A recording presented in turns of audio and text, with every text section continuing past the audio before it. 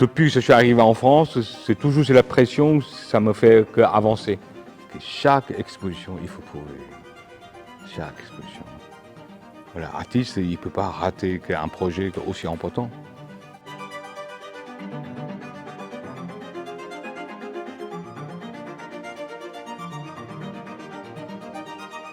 Yan Peiming est l'un des peintres majeurs de sa génération. Né à Shanghai en 1960, installé en France depuis plus de 40 ans, il a bâti une œuvre monumentale qui mêle l'intime et l'universel, l'histoire et l'actualité. Portraitiste des puissants comme des anonymes, il travaille directement sur la toile, avec de grands gestes, sans esquisse préparatoire. Nous l'avons rencontré dans son atelier de Dijon, alors qu'il préparait Eye to Eye, sa nouvelle exposition personnelle, à la galerie Tadeusz Ropac, à Pantin.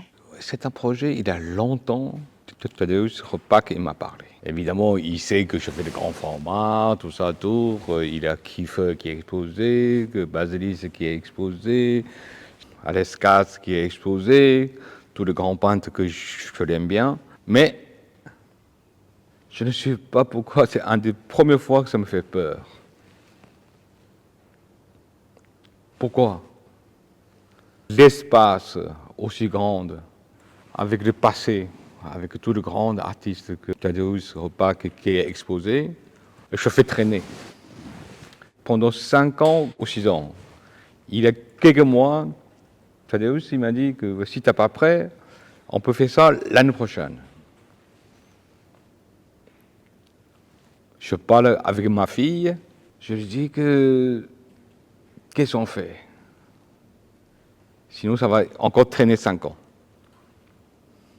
Je dis, allez, vas-y, on y va. C'est une sorte de challenge. Dans un musée, il y a un commissaire de l'exposition qui vient, qui te l'amène un projet, qu'il a déjà imaginé, qu'il a un point de vue. Et chez Tadeusz, ça c'est une feuille blanche. Je imagine A jusqu'à Z. Depuis que je suis arrivé en France, c'est toujours la pression, ça me fait qu'avancer. Chaque exposition, il faut prouver. Chaque exposition. Voilà, artiste, il ne peut pas rater un projet aussi important. Pour cette exposition, Yan Peiming explore un bestiaire symbolique, où le lion occupe une place centrale. Figure de pouvoir, de force et de protection, ces fauves dialoguent dans cet accrochage avec des portraits de Picasso, de singes et avec l'artiste lui-même. Il y a beaucoup d'artistes qui travaillent sur le lion. À la fois ils protègent, à la fois c'est de bonne fortune. Oui, en ce moment, je suis assez obsessionnel. Et moi, je l'aime bien. Oui, d'un côté, comment dire, sans relâche, quoi. Voilà, que si un artiste il fait un seul lion, voilà, après on va l'oublier. Voilà, s'il fait une série conséquente, ça redonne une façon de le revendiquer. Oui, évidemment, le cœur du sujet de mon travail, ce sont des portraits de l'homme. Mais en même temps, et moi j'ai envie de redonner une autre lecture, voilà, de mon travail, et l'homme sans les animaux. C'est la fin du monde. Derrière la puissance animale, Yan Peiming poursuit une réflexion sur la représentation du pouvoir.